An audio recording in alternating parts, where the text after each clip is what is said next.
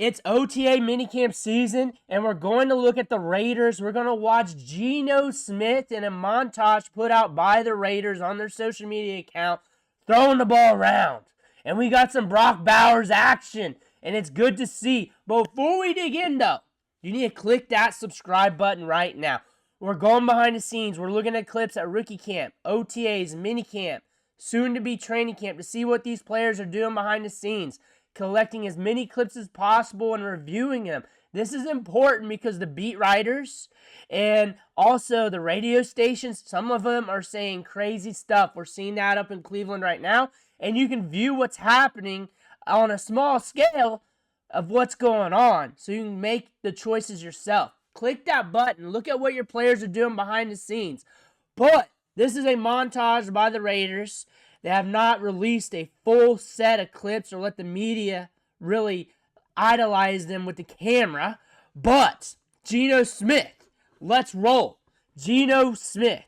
There he is. There's our man, Brock Bowers. Michael Mayer. Wreck-It Ralph himself. Jeanty's in the house. Jeanty's in the house. There we go. Is that Jack Betch? Is that Jack Betch? There we are, guys. There we are. I never thought I'd be excited about the Raiders. But, man, Brock Bowers got me in the streets this offseason because a lot of people, there were some, not a lot, but there were some people talking up Tyler Warren as if he was better than Brock Bowers. Brock Bowers is the prospect that when he was a freshman in college, not even old enough to drink yet, we were just waiting for him to come out for the draft. Like right out of high school, we were waiting for this guy to come out for the draft. He was that much of an impact at the SEC level. He was that much of an impact. Like totally different prospects. Like at the tight end spot, this is a tight end prospect that you get maybe once every so often. I want to say maybe about once a decade or so. Like you do not get this type of prospect. He stayed in school, finished up his degree or whatever these last few weeks. Now we're getting him Ashton Jeanty. Like, there's so many picks in this class, and there's only so few of them that are initial difference makers. And Jeanty's one of them. The vision, the approach to the line of scrimmage, the contact balance, how compact he is, how he can force missed tackles. That's what you're getting there. They're going to live through him. They got Bowers. Jacoby Myers is underrated. You picked up Betch. But Geno Smith, don't sleep on him. Don't sleep on him on the Raiders. A good facilitator of the football. I think this is a good spot for him.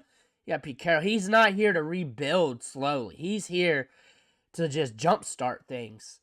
That's why we saw the Ashton Jeanty move. But the Ashton Jeanty move, once things started materializing off the board, makes some sense.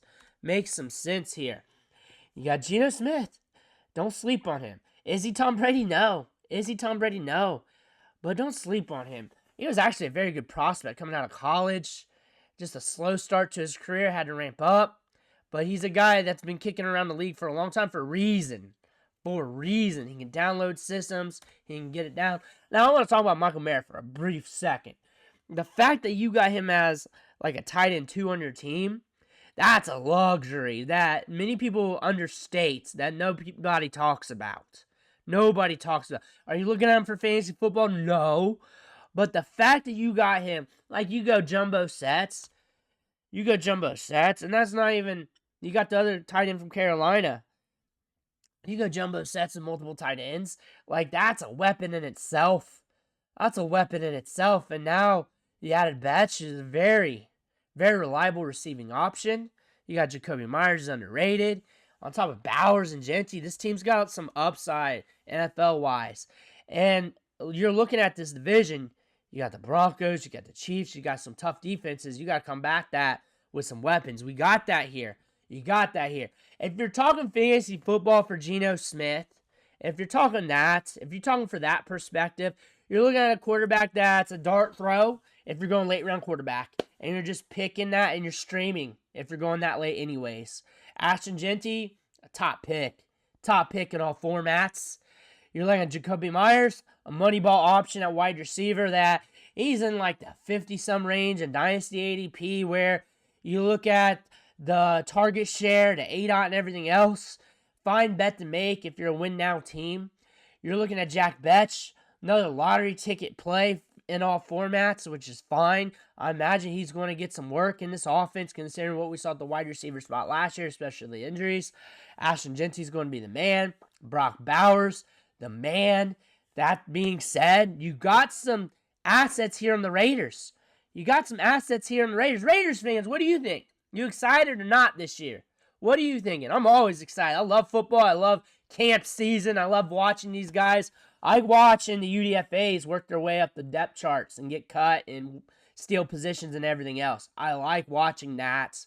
I love fantasy. I'm here for all things football. Let me know what you think in the comments below. I want to hear about that. Make sure to hit that subscribe button on the way out. One thing for watching. Catch you on the next video.